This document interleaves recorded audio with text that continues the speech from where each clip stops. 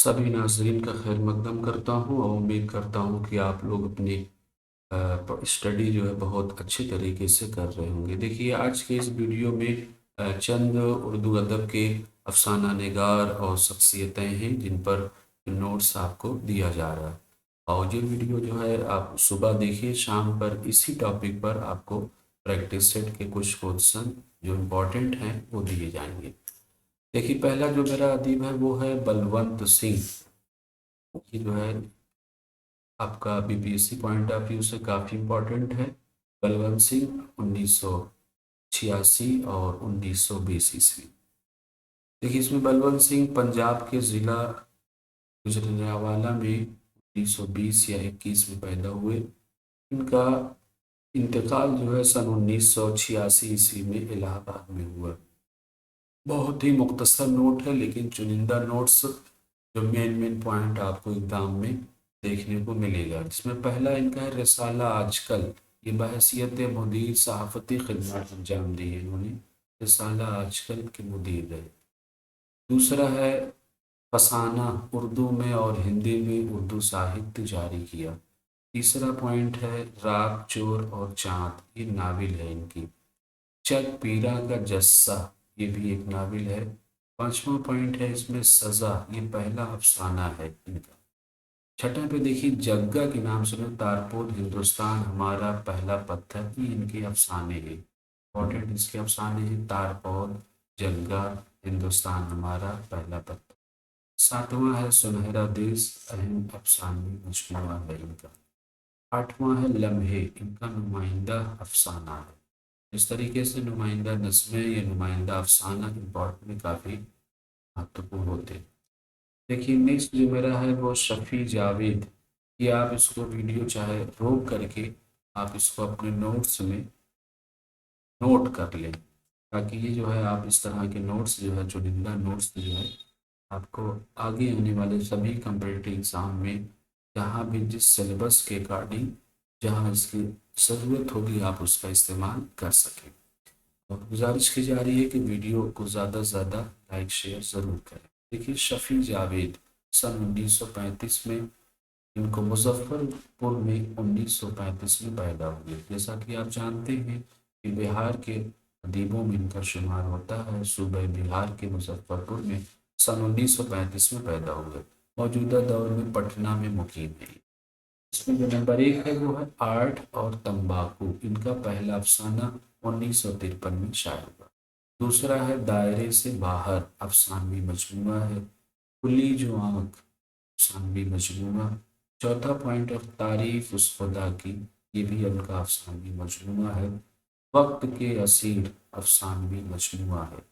छठा पॉइंट में बात करें रात और मैं, ठीक है, इस तरह की ये चीज़ें इनके अफसानवी मजमू अफसाना है। तेज़ हवा का शोर, देखिए इनके ज़्यादातर जो है अफसाने ही पे बात हो रही है। तेज़ हवा का शोर। कहाँ है अर्ज़ वफ़ा, अफसाना है। भूले बिसरे गीत, ये जो है ये भी अफसाना है इनका। नेक्स्ट बात करें पॉइंट नंबर 10 पे, हिकायत नातमाम। जैसा कि हिकायत के माने किस्सा कहानी की होता है अफसानों के ज़रिए में। दूसरा है मंजिल, ये भी इनका अफसाना मजमूआ है। जैसा कि अली सरदार जाफरी का भी एक अफसानी मजमूआ मंजिल के नाम से आपको याद होगा। नेक्स्ट है अजनबी, ये भी अफसाना है। कागज़ की नाव, बहुत ही इंपॉर्टेंट है, कागज़ की नाव अफसाना है इनका। मैं और वो, शफ़ी जावेद का नुमाइंदा अफसाना है मैं और वो। नेक्स्ट बहुत ही अजीम शख्सियत पे बात करने जा रहा हूँ, नोट्स है ये, बहुत ही मुख्तसर नोट मिर्ज़ा गालिब पर। मिर्ज़ा नौशाद और इनका लक़ब था दबीरुल मुल्क, जवादुद्दौला, दबीरुल मुल्क, इस तरीके से इनके तमाम अलक़ाबात हैं। और ये वो शख्सियत है जो बहादुर शाह ज़फ़र के उस्ताद भी रहे। जैसा कि देखिए 1797 और 1869, 1869 में पैदाइश है। मिर्ज़ा गालिब 1797 में आगरा में पैदा हुए। 1797 में आगरा में पैदाइश है। 1869 में दिल्ली में इनका इंतकाल हुआ। غالب نے نثر کا آغاز فارسی زبان سے کیا۔ پہلے ان کا تخلص اسد تھا اور بعد میں غالب اختیار کیا۔ غالب نے پنشن کے لیے کلکتہ کا بھی سفر کیا۔ وہ دہلی میں مغل بادشاہ بہادر شاہ ظفر کے استاد بھی رہے۔ غزل کے ساتھ قصیدہ نگاری میں بھی انہوں نے ممتاز مقام حاصل کیا۔ مہر نیمروز مرزا غالب کی تاریخ پر لکھی گئی اہم کتاب ہے، جبکہ دستمبو روزنامچہ ہے۔ دستمبو جو ہے فارسی زبان پہ لکھا ہوا روزنامچہ، اور یہ غدر کے حالات 1857 کا تذکرہ۔ تصانیف کی بات کریں تو پنج آہنگ، مہر نیمروز، دستمبو، ان کی فارسی کی اہم کتابیں ہیں۔ ٹھیک ہے، پنج آہنگ، مہر نیمروز، دستمبو۔ سیکنڈ پوائنٹ ہے غالب کا سب سے بڑا نثری کام ان کے اردو خطوط ہیں۔ بہت ہی امپورٹنٹ یہ ان کے اردو خطوط بہت پوچھا جاتا ہے۔ پہلا جو خطوط کا مجموعہ ہے وہ اود ہندی، بہت بار پوچھا جا چکا ہے۔ دوسرا اردو معلیٰ، اردو خطوط کا دوسرا مجموعہ۔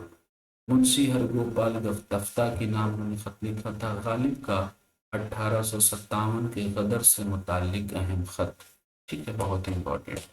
اب کچھ ورڈ میننگ دیکھ لیجیے۔ معنی میں اختلاط کے معنی میل ملاپ، موسوم کے معنی ہوتا ہے نام سے پکارا جانے والا، انبساط کے معنی خوشی، طرفہ کے معنی انوکھا، جرنیلی بندوبست یہ فوجی انتظام، زینہار معنی ہرگز۔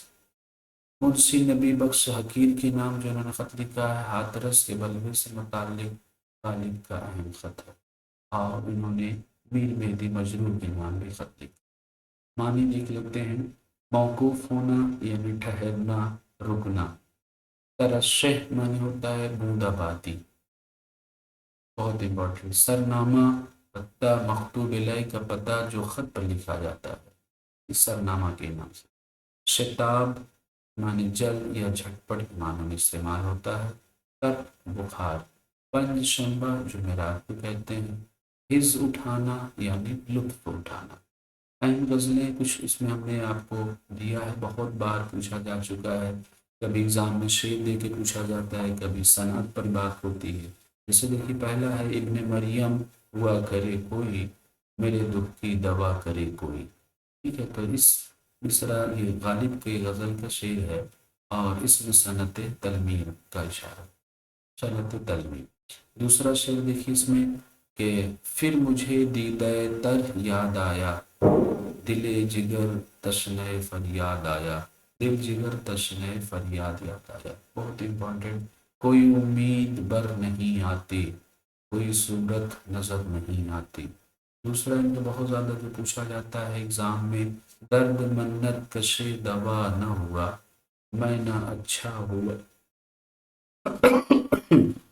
میں نہ اچھا ہوا برا نہ ہوا۔ متعدد بار امتحان میں پوچھا جا چکا ہے، یہ غالب کا شعر ہے۔ دوسرے مصرے میں دیکھیے اچھا اور برا، یہ صنعت تضاد کو بتا رہا ہے، ٹھیک ہے، صنعت صنعت بھی پوچھا جاتا ہے۔ نہیں صاحب معنی میں دیکھیے حاجت روا یعنی ضرورت پوری کرنا، کنیت وہ نام جو ماں یا باپ کے تعلق سے بولا جائے،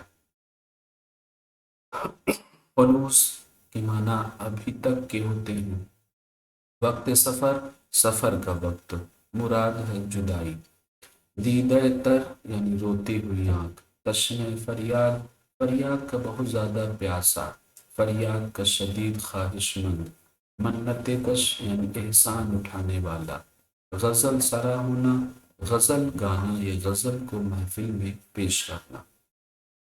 غالب کے قصیدے کے چند مصرے ہیں اس میں۔ مندرجہ ذیل قصیدہ غالب نے بہادر شاہ ظفر کی شان میں لکھا تھا۔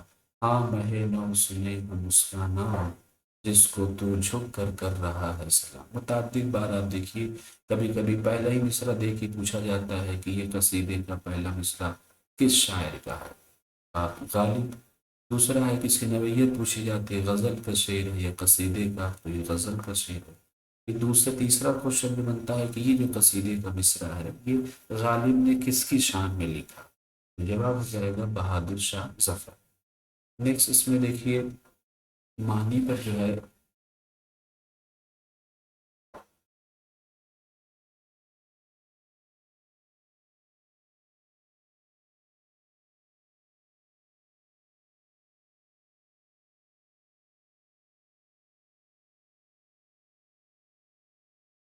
کچھ الفاظ ایسے ہوتے ہیں جو کبھی کبھی حرف کم کر کے استعمال ہوتے ہیں، انہیں مخفف کہا جاتا ہے، شارٹ فارم۔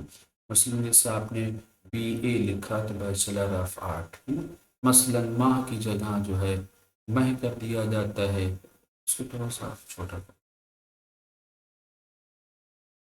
مخفف جو ہے یہ ماہ کی جگہ میں اور شاہ کی جگہ پر شہ کا استعمال ہوتا ہے، اس طرح کے الفاظ استعمال ہوتے ہیں مخفف میں۔ نیکسٹ دیکھیے مہ نو، یعنی نیا چاند، یہ معنی ہلال کی ہوتا ہے۔